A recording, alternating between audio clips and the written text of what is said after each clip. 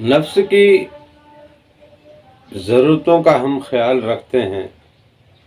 بھوک لگتی ہے کھانا کھاتے ہیں، پیاس لگتی ہے پانی پیتے ہیں، اور بہت ساری اس کی خواہشات ہیں، بہت ساری اس کی ضرورتیں ہیں. ہم ان تمام چیزوں کا اہتمام کرتے ہیں، اس کے لیے بھاگ دوڑ کرتے ہیں.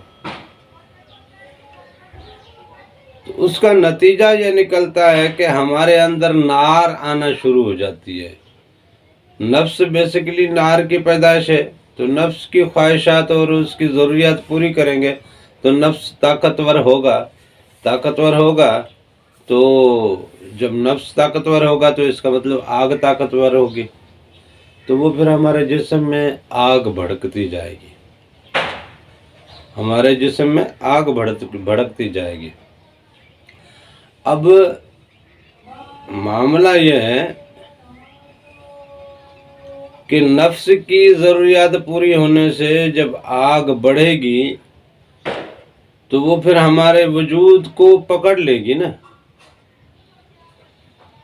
اور پھر اس کا نتیجہ یہ آتا ہے کہ ہمیں غصہ بہت آتا ہے، ہم میں خود غرضی آ گئی ہے، ہم میں حسد آ گیا، ہم میں جیلسی آ گئی ہے، ہم میں بہت ساری اور برائیاں آ گئی ہیں. یہ ساری بیماریاں اس آگ کی وجہ سے ہیں، جس آگ کا اہتمام ہم صبح و شام کرتے رہتے ہیں، جس آگ کو بھڑکانے کے لیے اس کا ایندھن ہم جو روز بروز جناب ہم ساری بھاگ دوڑ اس آگ کے ایندھن کے لیے کرتے ہیں کہ اس کا ایندھن کسی طرح بڑھا کے رکھیں، آگ بھڑکتی رہے. وہ آگ بھڑکتی رہتی ہے، پھر یہ ہے کہ وہ پورے جسم کو لپیٹ میں لے لیتی ہے. اب یہ ہے کہ گھروں میں بھی محبتیں نہیں رہیں، نفس زور پکڑ گیا نا، آگ بڑھ گئی نا، اس نے جلانا شروع کر دیا، محبتوں کو جلا دیا، اس نے مساوات کو جلا دیا، اس نے روایات کو جلا دیا، اس نے رواداری کو جلا دیا،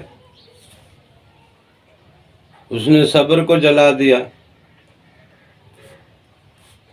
اس نے ادب کو جلا دیا. ہماری ہر چیز کو وہ جلاتی جا رہی ہے. اب ہمارے وجود میں صرف اور صرف ہمارا اٹھنا بیٹھنا چلنا پھرنا کھانا پینا کمانا دنیا داری کے معاملات سب چیزیں ہمیں سوائے کسی بھی شیطانی یا نفسانی چیزوں کے کسی اور چیز میں مزہ نہیں آتا. ہمیں مسجد میں مزہ نہیں آتا، ہمیں ذکر میں مزہ نہیں آتا، ہمیں قرآن میں مزہ. کتنے سچی بات بتائیں چلیں، کتنے لوگ ایسے ہیں جو قرآن سے رشتہ جوڑے ہوئے ہیں، جو مدرسوں یا مسجدوں میں قرآن پڑھاتے ہیں یا پڑھتے ہیں، اس کے علاوہ وہ شوق سے کتنا قرآن پڑھتے ہیں. اگر وہ نہیں پڑھتے تو اس کا مطلب وہ جو مسجد میں بیٹھ کے پڑھ رہے ہیں وہ بھی نہیں پڑھ رہے، وہ صرف ڈیوٹی کر رہے ہیں، کیونکہ اس کی وہ تنخواہ لیتے ہیں. جیسے کوئی انگریزی پڑھانے کی تنخواہ لیتا ہے، ایسے وہ قرآن پڑھانے کی تنخواہ لیتے ہیں. قرآن کس بات کا پڑھا رہے ہیں؟ وہ قرآن پڑھا رہے ہیں. انگریزی پڑھانے والا ہمارے ملک کا تو یہ قانون ہے، انگریزی پڑھانے والے نے انگریزی نہیں سکھائی بچوں کو، اس کو خود کو نہیں آتی انگریزی، وہ بچے کو کیا انگریزی سکھائیں گے؟ بات کرو اس سے، وہ نہیں کر سکتا، اس کا شاگرد بھی نہیں کر سکتا بات. کسی میتھمیٹک کے ٹیچر کو بلاؤ بٹھاؤ، اس سے میتھمیٹکس پہ بات کرو، اس کو نہیں آتی میتھمیٹکس. کتاب کے حوالے سے وہ لیسن پڑھا دے گا، لیکن یہ ہے کہ اس کا اسٹوڈنٹ بھی وہ لیسن پڑھ لے گا. وہ جو اس کو آپ سوالات دو گے وہ حل کر لے گا، چاہے وہ الجبرا کے ہوں، جیومیٹرک ہو، کوئی سے بھی ہو. لیکن بات یہ ہے کہ اس کے علاوہ عملی زندگی میں اس کا رنگ کوئی نہیں ہے. میتھ کیوں ضروری تھا؟ میتھ کی تخلیق کیوں ہوئی؟ میتھ کا عمل دخل کیا ہے ہماری زندگی میں؟ میتھ کا عمل دخل کیا ہے اس کائنات میں؟ میتھ کا عمل دخل کیا ہے اس پورے سسٹم میں؟ آخر میتھ رکھی کیوں گئی ہے؟ کس کام آتی ہے میتھ؟ یار آپ پیسے کا حساب کتاب رکھنا چاہتے ہیں ویسے بھی رکھ سکتے ہیں. جب یہ ریاضی دان نہیں تھے تب دنیا داری میں پیسے کا حساب کتاب نہیں ہوتا تھا کیا؟ دنیا کے بڑے بڑے جناب لوگ تھے. قارون نے اتنا بڑا خزانہ بنا کر رکھا تھا.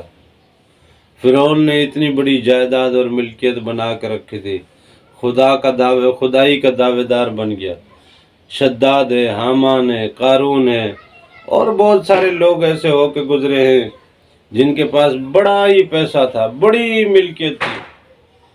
تو کیا پیسے کی کیلکولیشن یا بینک کاری یا ان چیزوں کے لیے میتھمیٹکس پڑھتے ہیں؟ اور اگر اسی چیز کے لیے بھی میتھمیٹکس پڑھتے ہیں تو کتنی پڑھ لی ہے؟ کتنی آتی ہے آپ کو میتھمیٹکس؟ اس طرح باقی سبجیکٹ ہے، وہ جو سبجیکٹ پڑھا رہا ہے اس کو خود اپنے سبجیکٹ کے بارے میں نہیں پتا، وہ بچے کو کیا سبجیکٹ پڑھائے گا، اور بچے کو پھر آتا بھی نہیں ہے. اسی طرح قرآن کا بھی یہی مسئلہ ہے کہ جو لوگ قرآن پڑھا رہے ہیں ان کو خود قرآن کا نہیں پتا کہ قرآن ہے کیا چیز.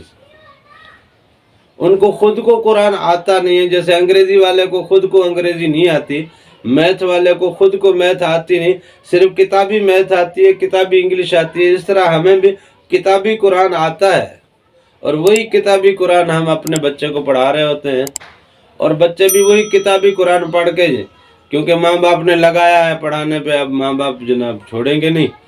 بہت سارے بچے نہیں پڑھتے، ماں باپ کہتے نہ تو نہیں پڑھ رہا، کیا کریں؟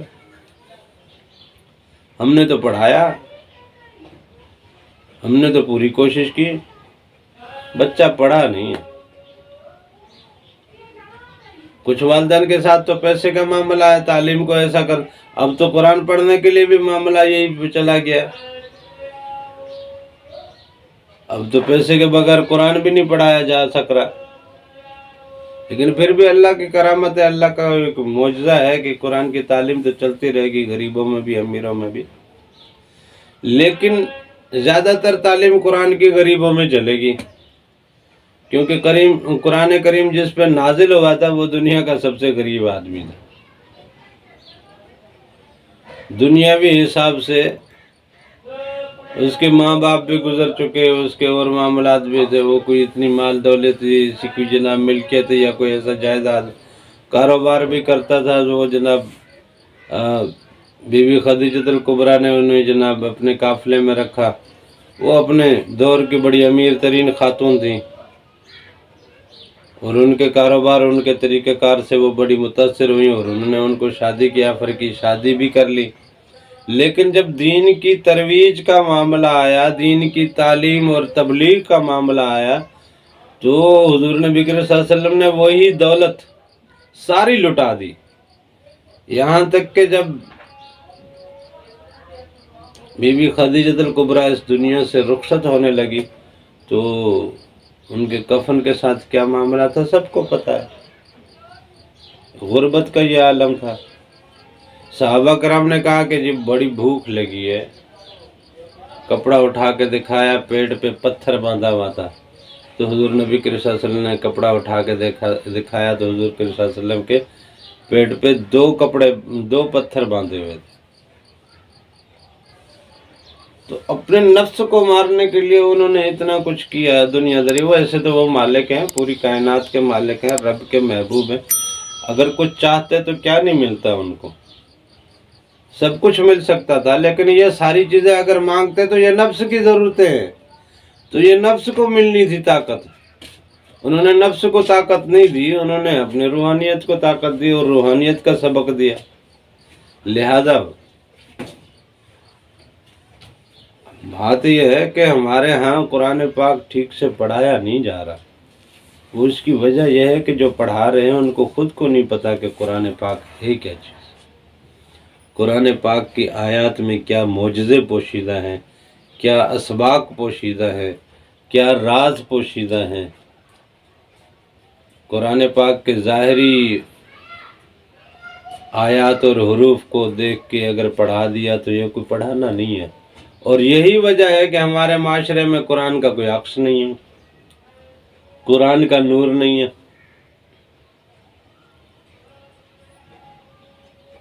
اور یہ نور تب آئے گا، نور کی آمد تب ہوگی جب ہم اس بات کو سمجھیں گے، جب ہم نورانیت کی طرف اپنا قدم بڑھائیں گے، جب نورانیت کی تعلیم لیں گے۔ انگریزی کی تعلیم لیتے ہیں نا، میتھمیٹکس کی تعلیم لیتے ہیں نا، سائنس کی تعلیم لیتے ہیں نا، ایگریکلچر کی تعلیم لی ہے نا، ڈاکٹری کی تعلیم لی ہے نا، کاروبار کی تعلیم لیتے ہیں نا، بزنس اور مختلف چیزوں کے ہم نے مختلف تعلیمات حاصل کی ہوئی ہیں نا، مختلف ادارے مختلف سبجیکٹ پہ بہت کچھ پڑھا رہے ہیں، تعلیم دے رہے ہیں، اور ہم بھی لے رہے ہیں، اور دنیا میں پتہ نہیں کیا کیا ہم کر رہے ہیں۔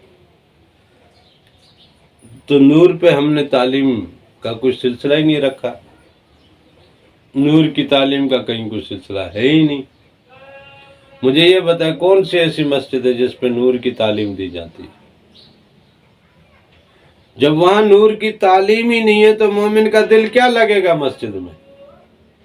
اور کیا مومن پیدا ہوگا؟ اگر مومن ہی پیدا نہیں ہوگا تو مسجد بھی عام عمارتوں جیسی عمارت ہے ایک۔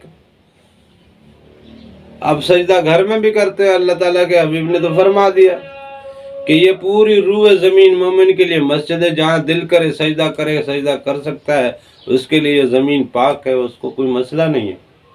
لہذا مسجدوں سے بھی نور اس لیے نہیں آ رہا کہ ہمارا اپنے اندر کا جو نور والا سلسلہ ہے وہ سلسلہ بند ہے۔